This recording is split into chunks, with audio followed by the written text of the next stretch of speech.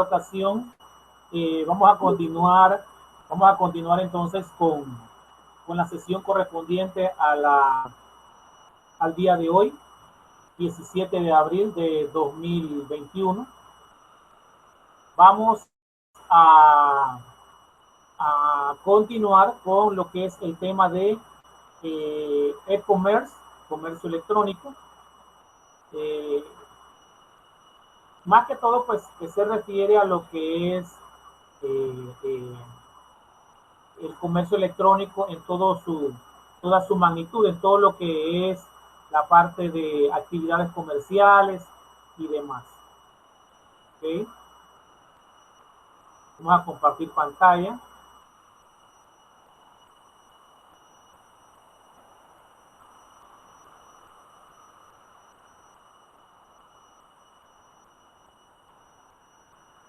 Bien, vamos entonces aquí a seguir con el tema que tiene que ver pues con lo que es la criptografía. ¿Okay? La parte de criptografía se enfoca a lo que es, se deriva de la palabra griega que significa escritura secreta. ¿Ok? Y se encarga de la comunicación sobre canales no confiables. O sea, que usted escribe de manera pues secreta, pero asume que su información no está siendo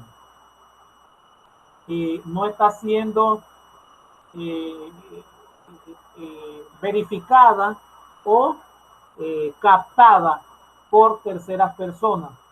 Y en ese caso se proporciona 4 funciones básicas, ¿ok? Son privacidad, o sea, privacidad, ¿verdad? En este punto se refiere a que toda la información que se maneja debe ser confidencial. Todos los datos que se manejan deben ser creados o manejados de manera fidedigna. Nadie puede tener acceso a la misma. La segunda función es la autenticación. O sea que todos estos datos deben ser autenticados, deben ser manejados de manera correcta. Cuando hablamos de autenticación, quiere decir que la persona que maneja estos datos deben ser confiables. ¿Okay? En el punto número 3 tiene que ver la parte que es integridad. Todos los datos que se manejan van a ser ingresados de manera íntegra, de manera única, de manera fiable y íntegros. No pueden entrar datos que no estén ingresados de manera que no sean captados de manera correcta, debo decir. Y la otra punto número 4, no retractamiento. Quiere decir que usted no puede retractarse, no puede crear ningún tipo de información en la que posteriormente no confíe en la información que estás manejando en ese momento. ¿Okay? ¿Cuáles son las técnicas criptográficas? Específicamente vamos a irnos al número 1, que es seguridad, ¿okay? Que es la técnica de de autenticación. Vamos a verificar aquí, 20. Déjeme que se me pasó, aquí está. Privacidad. ¿Okay? ¿A qué se refiere la privacidad? O sea, vamos a detallarlo ahora uno por uno. La privacidad. Dice que la privacidad e integridad aparece el punto número 1 que dice encriptación simétrica. Está el emisor. Ese emisor, mediante su llave secreta y demás, envía un mensaje. Ese mensaje se encripta, se envía a la nube, se envía al internet, se envía al espacio cibernético. Después sale el mensaje desencriptado. De la nube lo desencriptan. Nuevamente aparece el mensaje de una forma leíble, de una forma entendible, y es absorbido o es recibido, debo decir, por el receptor, ¿ya? Eso se llama entonces encriptación simétrica. Llave secreta, se encripta, entra en la nube, se desencripta, el mensaje se convierte entonces en un mensaje aceptable y entendible por el receptor y que es recibido por el receptor. De ahí sale nuevamente lo que es una encriptación asimétrica, todo lo contrario, pero con un camino más largo. Primero entra lo que es la parte del emisor, una llave pública emisor. Cuando es llave pública quiere decir que cualquiera la puede abrir. Pasa el mensaje al RC, del RC pasa al CPR, llave privada del receptor. En el punto número 1 está la firma. La firma con la llave privada del emisor. Pasa al mensaje, lo encripta. Del punto número 3 de encriptación, del número 2 de encriptación, pasa al número 3, lo desencripta. De allí, nuevamente, llega a la llave emisor, a la llave pública emisor, avanza al RC y llega al receptor. Esa es técnicas criptográficas específicamente hacia la privacidad y la integridad en 2 puntos, descifrando la encriptación simétrica y la encriptación asimétrica.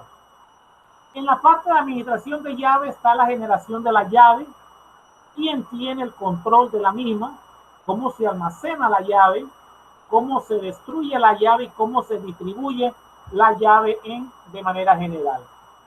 En las técnicas de autenticación, aquí más que todo se enfoca, ¿verdad? O se encaminan específicamente hacia terceras personas que están involucradas en este escenario. Esas 3 personas, esas terceras personas parten primero con el intercambio de autorización para el envío de información. Posteriormente nace lo que es la fidedignidad, o sea, qué tanta confiabilidad o qué tan fidedigno se maneja la información en ese momento. ¿Ok? Y el punto, y estas terceras partes en las cuales ingresan dicha información, se enfocan en 2 aspectos importantes: certificados digitales y firma digital. Estos tres aspectos sumamente importantes dentro de la autenticación. Dentro de los niveles de seguridad surge lo que se conoce la aplicación, presentación, sesión, transporte, red, enlace y física. Ambos se enfocan a lo que es la parte de privacidad, integridad, autenticación, autorización. Dentro de la parte de privacidad surge lo que es los documentos, base de datos y demás. Autenticación, o sea, la autorización para que usted ingrese de manera correcta a cualquier tipo de información manejada de manera fidedigna. Ahí entonces se maneja lo que es el servidor y los firmware. Servidor y firmware. Y ahí entonces tenemos lo que es la privacidad, integridad, entran lo que son ya vimos los mensajes, digo los documentos, que entran a la parte de base de datos. Ahora vemos el mensaje dentro de SSL. Privacidad, integridad, que es el @IP, o sea, el IP único que tú logras autenticar, descifrar o cuidar dentro de tu sistema de seguridad. De ahí vemos lo que son contenidos, los conceptos de mercado, los conceptos de mercado y comercio, el marco de referencia de 4 niveles, el nivel de infraestructura tecnológico, la tecnología de Internet y de web, el aspecto de seguridad, el nivel de servicio de comercio electrónico, ahí aparece el catálogo electrónico, la negociación y el cumplimiento. Punto número 5, el nivel de proceso de negocio. 6, nivel de modelo de negocio. 7, conclusiones y 8, referencias. ¿Okay? El catálogo electrónico contiene información acerca de productos y servicios. Cuando usted va a hacer una compra específicamente por medio de Internet, te presentan lo que se conoce como el catálogo electrónico. Es lo que usted normalmente ve en su sistema informático, en su plataforma, en el link al que accesaste para ver todas las compras y todos los artículos y demás objetos que deseas adquirir en determinado momento y con alguna necesidad específica. ¿Qué contiene el catálogo electrónico? Información acerca de productos y servicios. Puede soportar toda la fase de una transacción. Cuando hablamos que puede soportar todas las fases de una transacción, ahí es donde nos enfocamos a las diferentes fases que conlleva una compra electrónica. ¿Okay? Esto se enfoca a lo que es, primero, pues todo lo que es la parte de observación, todo lo que es la parte de observación dentro del catálogo electrónico, enfocado a la necesidad que usted tiene de algún determinado artículo. Posteriormente sale lo que es la base de mercadotecnia, venta, distribución y soporte, específicamente del artículo que usted desea. Es la entrada virtual a la empresa. El cuarto punto. Se abren las ventanas, se abren las puertas, se abren todos los recursos de tal forma que usted tenga acceso a la tienda virtual, ¿ya? A la tienda de la empresa. Has entrado virtualmente dentro de la empresa. Características importantes: canal bidireccional, procesos, actualización dinámica y demás. Todo tiene que ver entonces con lo que es los canales que vas a utilizar para la compra. Las diferentes empresas que se encargan de hacer ese enlace entre usted y el proveedor o el vendedor. Catálogo para consumidores y para el suministro de empresas. ¿Qué significa esto? Que vas a tener un catálogo de manera virtual, de tal forma que usted pues va a accesar a ella puede hacerlo de manera automática, ¿verdad? Todo pues en tiempo real. De ahí entonces pasamos a lo que es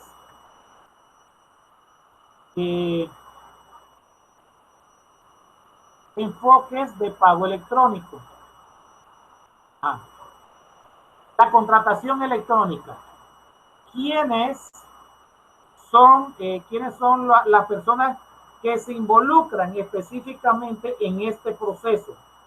¿Quiénes se involucran de manera automática a este proceso? Contratación electrónica. Primero, la negociación de acuerdos. ¿Ok? Negociación de acuerdos. ¿Cómo surge la negociación de acuerdos? ¿De qué forma? ¿De qué manera? De ahí posteriormente viene lo que se conoce como la firma de acuerdos. ¿Cómo es la firma de acuerdos? ¿Cómo se da? ¿De qué manera? ¿Quiénes se involucran? ¿Quiénes son los protagonistas de este proceso? Y finalmente vienen los tipos de negociación que se involucran allí: tiendas, subastas y licitación. Y por último, la firma de contratos mediante la observación de un notario electrónico, ya que pues virtualmente también existen notarios que verifican la veracidad del proceso, que verifican la autenticidad de los datos que cada uno de los involucrados proporciona al momento de ejecutar dicha transacción. ¿Okay? De ahí entonces pasamos a lo que es pago con cheque. Escenario tradicional de pago. Un pago con cheque. Viene el paso número 1, se emite el cheque. Paso número 2, se endosa el cheque. Paso número 3, se presenta el cheque. 4, paso número 4, paso 5, reporte de pago. 6, se ajustan las cuentas. Igual pasa al consumidor. Esos serían entonces los escenarios tradicionales que se llevan a cabo o que se ejecutan para desarrollar o para hacer una compra de manera tradicional, o para pagar una cuenta mediante escenarios tradicionales de pago. De igual manera, ese sería con cheque, este sería con pago de tarjeta. Está el paso número 1, se presenta la tarjeta. El número 2, solicita autorización para la tarjeta. Paso número 3, se aprueba o se rechaza la autorización. En el paso número 4, 5, solicita información de transacción. ¿Okay? 4, envía transacciones aprobadas. 5, solicita información de la transacción. ¿Cuánto se va a pagar? ¿Cuánto se le debe a la persona? ¿Okay? ¿Qué requerimientos necesita para dicha transacción? 6, recibe información de la transacción. 7, se envía dicha transacción. 8, ajustar cuenta. ¿Cuánto es lo que se debe? ¿Cuánto hay que pagar? Si hay alguna algún dato que haya que corroborar dentro de la operación que en ese momento se está haciendo. Ese sería 6. 7, se envía la información. Se envía la información. 8, ajustar las cuentas, si es más o es menos. 9, el estado de cuenta. El estado de cuenta. ¿Cuál es la situación actual en este momento? ¿Cuál es la situación actual en ese momento? 9. 10, 10, ya 9 sería el último punto, ¿ya? El estado de cuenta. Se compró tanto, se compró el artículo por cierta cantidad, se hizo el pago, se ajustó la cuenta, si se pagó con tarjeta, pues lógicamente no hay ninguna devolución en ese momento, ¿ok? Ese sería entonces ejemplos tradicionales de pago. Ya vimos en efectivo, con cheque. Ahora lo vamos a ver con tarjeta. Pagos a través de intermediarios. ¿Ok? Pagos a nivel de intermediario. Vamos a ver acá.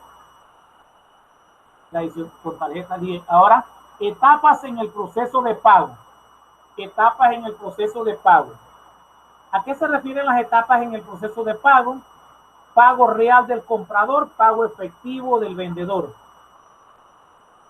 ¿A dónde nos enfocamos en la parte efectiva? Persona a persona. Billete y moneda de mano a mano. Con intermediario. El pagador deposita en la cuenta del pagado. Ese sería efectivo. Pago real versus pago efectivo. ¿A qué se refiere esto? Se refiere a que tienen, o sea, o hay que primero pasa persona a persona. Ese cuando no es efectivo. Posteriormente de persona a empresa. Y finalmente de empresa a empresa. Esto es cuando no es efectivo el proceso de pago. Muy bien. Cuando hablamos entonces de lo que es el enfoque de pago electrónico, ya entonces entran al escenario otro tipo de personajes, otro tipo de protagonistas, entran al escenario. De allí nos enfocamos a que debido a la seguridad inherente a Internet existen 3 criterios básicos sobre la información que deberá fluir en la red. ¿Okay?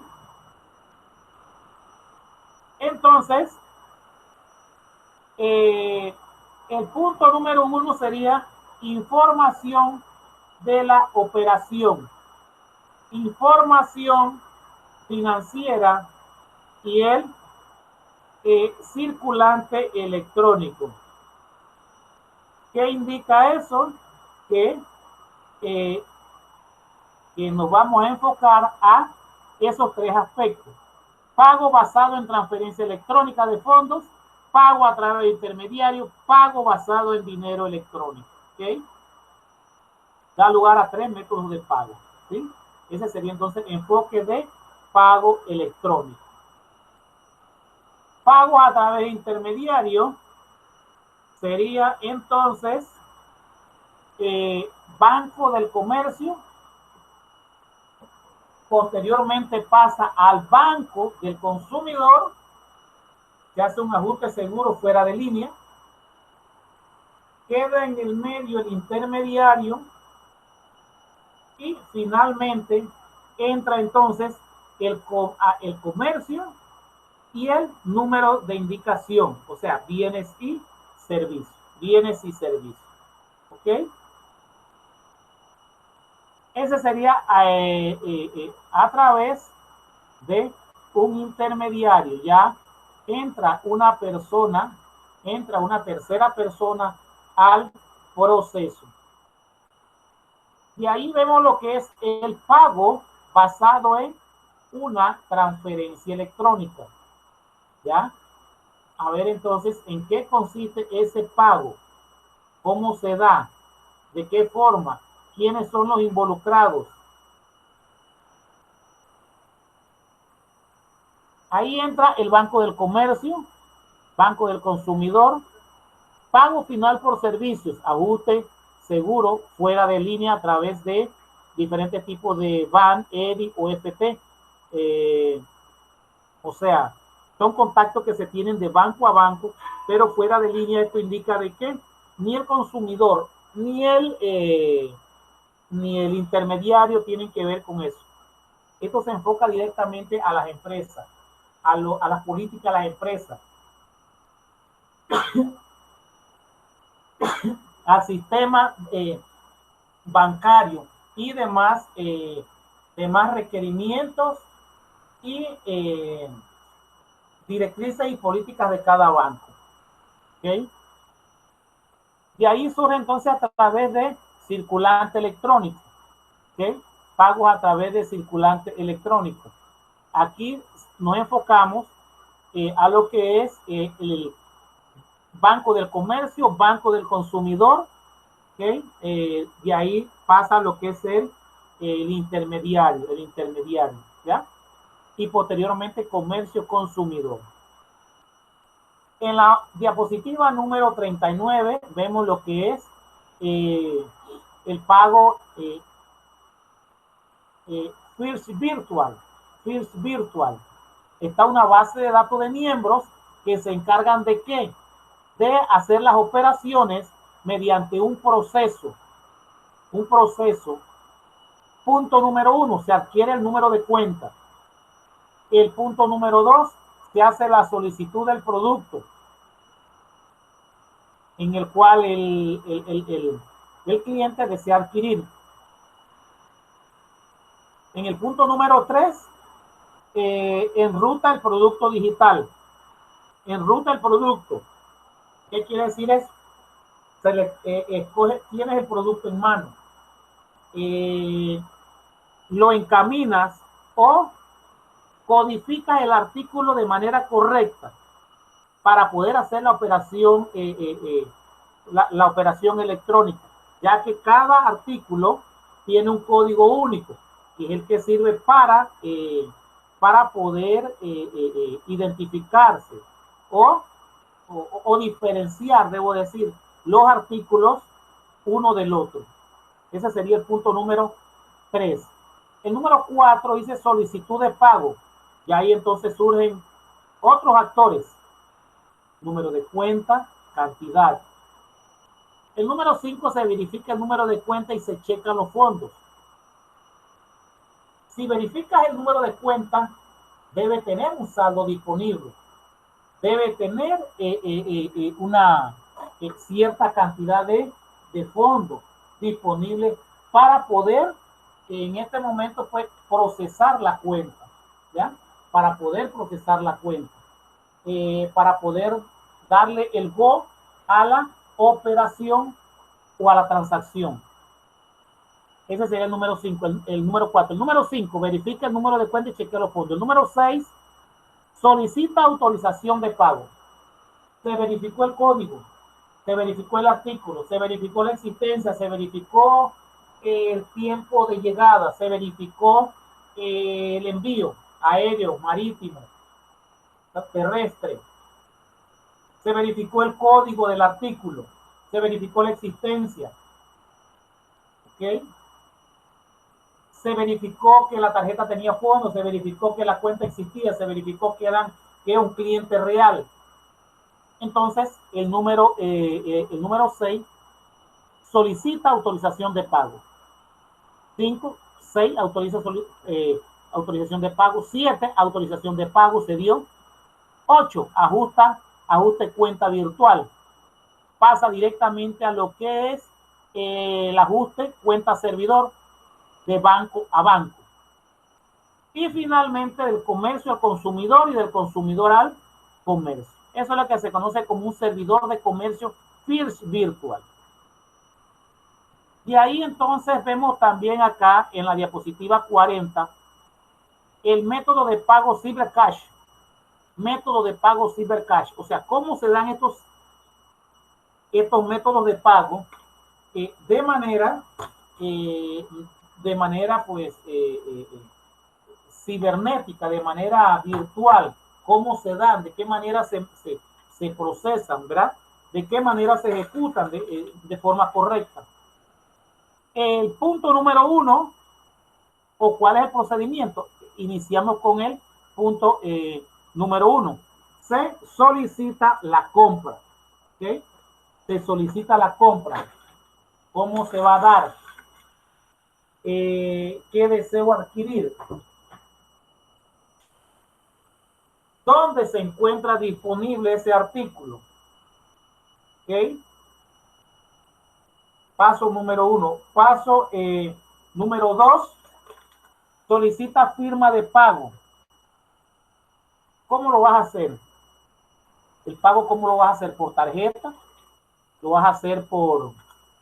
lo vas a hacer mediante efectivo, transferencia bancaria, cheque de gerencia? Número 3, pago por mediante el número de tarjeta. 4, se solicita autorización de la cuenta. Número 5 pasa a lo que es la ajuste autorizado. 6, notifica el ajuste. De igual manera, al notificar el ajuste se solicita el pago, cuenta consumidor, cuenta comercio. Y por último, entonces se procede al banco creador de la tarjeta, directamente a la red de ajuste de tarjeta de crédito y finalmente al banco del comercio. ¿Ok? Bien, entonces quedamos aquí en la diapositiva número 40. Diapositiva número 40. Vamos a anotarlo acá en el grupo virtual. Diapositiva número 40. Para entonces seguir la próxima clase explicando pues este tema que tiene pues mucha información referente a las formas de pago que se hacen mediante compras electrónicas. ¿Ok? Ahora vamos a ir a la plataforma. Quiero ir a las actividades, que están en el módulo. ¿Ok? Las actividades que están en el módulo para explicarlas. ¿Ok? Para explicarlas de tal forma que el estudiante que tiene su módulo en casa pueda entender, o cualquier duda que tenga o sea, no entienda alguna actividad, pues con confianza puede escuchar la clase que en este momento estoy grabando y despejar algún tipo de duda que tengan al momento de desarrollar las actividades. Vamos a ver entonces el módulo de 12avo. Okay. Vamos a ver aquí las actividades. Vamos a ver, vamos a abrir, a ver si. Vamos a ver esta. Dice que esta es las actividades para 12avo. Vamos a ver primero para los modulares. Ojo, la actividad número 1. Vamos a hacer una retroalimentación de manera general, de tal forma que les sirva a ustedes para desarrollar de manera eficiente las actividades que hay en el módulo. Dice que dentro del módulo hay 8 actividades. Hay 8 actividades, ¿sí? Y un trabajo final. Hoy voy a enfocarme a lo que es las 4 primeras actividades. Y la próxima clase continuamos con la explicación del comercio electrónico y explicamos las últimas 4 restantes. La actividad número 1 dice que vas a leer la unidad número 1, comercio electrónico, y vas a desarrollar las siguientes preguntas con la información que se encuentra allí. ¿Okay? ¿En qué consiste el comercio electrónico? Busca la información en el módulo. Describe una breve historia del comercio electrónico. ¿Qué significa EDI? Esas siglas, EDI, pero enfocadas a comercio electrónico. Si lo vas a buscar en el internet, coloque ¿qué significa EDI? Espacio para comercio electrónico. Esa parte es importante. Mencione y explique las ventajas del comercio electrónico. del comercio electrónico para las empresas, ¿sí? La ventaja para las empresas. Las ventajas del comercio electrónico para los clientes, ¿sí? Número 6. Mencione las características únicas del comercio electrónico. ¿Cuáles son las únicas características que tiene el comercio electrónico? Número 7. ¿Cuáles son los usos que se le da al comercio electrónico? Menciona los tipos de actividades empresariales que podrían beneficiarse mayormente de la incorporación del comercio electrónico. La número 9. ¿Cuáles son los riesgos del comercio electrónico? Porque tiene sus riesgos. Usted me va a indicar allí cuáles son. ¿Cuáles son los riesgos? Mencione la tecnología que usa el comercio electrónico, ¿verdad? Comúnmente, ¿cuál es la tecnología que se utiliza en el comercio electrónico? Dice que esta actividad tiene un puntaje total tiene una evaluación, una rúbrica de evaluación de 20 puntos. La actividad número 2, vas a crear un tríptico, crea un tríptico ilustrado sobre el tema las ventajas del comercio electrónico para las empresas y para los clientes. ¿Ya? ¿Qué es un tríptico? Se usa normalmente para señalar a un tipo de elemento que cuenta con 3 secciones claramente divisibles entre sí, pero que de igual manera mantiene unión con la que se encuentra a su lado. O sea que cuando hablamos de una unión, quiere decir que es una relación. Ese tríptico, cada una de las 3 columnas, por eso que se llama tríptico viene de 3. Cada una de las columnas que conforman el tríptico tienen una relación entre ellas, cada una de las columnas. De igual manera, tienen que traer, el tríptico debe venir con su encabezado bien ordenado, debe tener el título actividad número 2. Se me olvidó en la actividad número 1 hacerles mención de eso. Si dentro de las 10 preguntas que usted va a desarrollar en la actividad número 1 se llevó 5 páginas, entonces las 5 páginas deben venir engrapadas o pegadas aunque sea con goma. Que ninguna de esas páginas se extravíe o se extrabe, que allí se pierda, de tal forma que no se pierda la secuencia numérica de su taller y de igual manera pues no pierdas puntos en la evaluación de tus actividades. Las partes del tríptico se encuentran allí claramente definidas: la portada, introducción y conclusión. La portada intenta llamar la atención a las personas que toman el documento y comiencen a leer. O sea, una portada llamativa, no cargada con tantas imágenes, pero sí que se entienda y que sea atractiva a la vista. Una introducción y desarrollo de cada uno de los contenidos, los tenemos allí, y una conclusión o el contacto, una conclusión. Todo documento debe iniciar y debe terminar con una conclusión. Actividad número 3. Las indicaciones, ¿cuáles son? Elabora un mapa conceptual sobre las características únicas del comercio electrónico. Para ello debes leer la unidad 1 del módulo. Toma en cuenta los criterios de evaluación, valor 20 puntos. A continuación, una breve descripción de qué es un mapa conceptual y para qué. ¿Qué es un mapa conceptual para que puedas elaborar el tuyo? Primero, ¿qué es un mapa conceptual? Es una representación gráfica de conceptos y sus relaciones. ¿Cómo se realiza un mapa conceptual o cómo se confecciona? El primer paso es leer y comprender el texto. ¿Qué es la información que yo tengo en ese texto que se muestra en el mismo? Paso número 2, se localizan las ideas y palabras más importantes, es decir, las palabras claves. Se recomiendan 10 palabras claves como mínimo, ¿verdad? Esas palabras claves es lo que se conocen como conceptos, Posteriormente dice que luego de determinada la dicha jerarquización de esas palabras claves, o sea, en orden de importancia, ¿cuáles son las primeras? ¿Cuáles son las más importantes? Número 4, se establecen las relaciones claves. Para ello es recomendable utilizar las líneas para unir los conceptos, ¿verdad? Los conceptos son las palabras importantes y los enlaces van entre las líneas que van de concepto a concepto.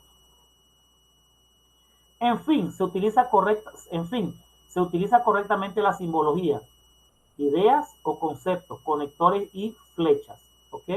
Concepto, enlace, concepto.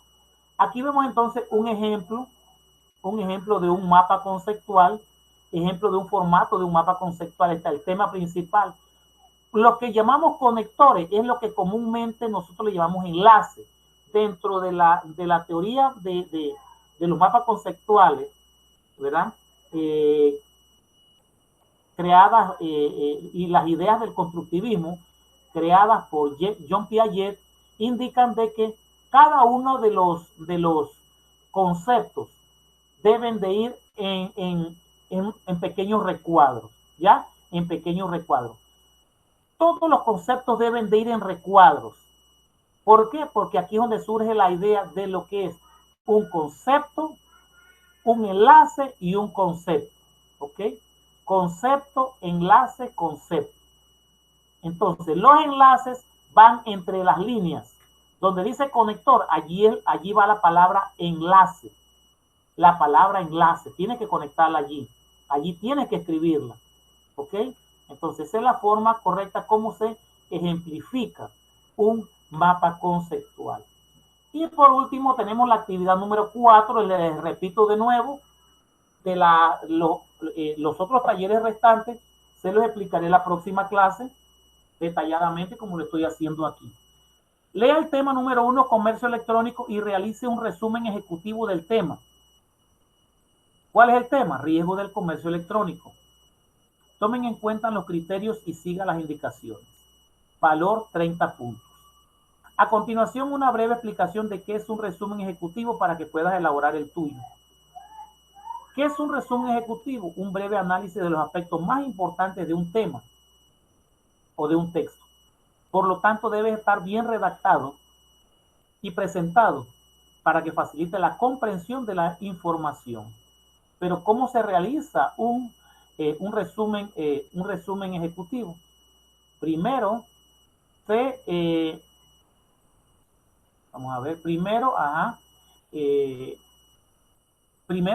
se debe leer de manera general el tema o el texto. El número 2, se coloca el tema. Número 3, contenido, señala los puntos que se van a desarrollar de ese tema.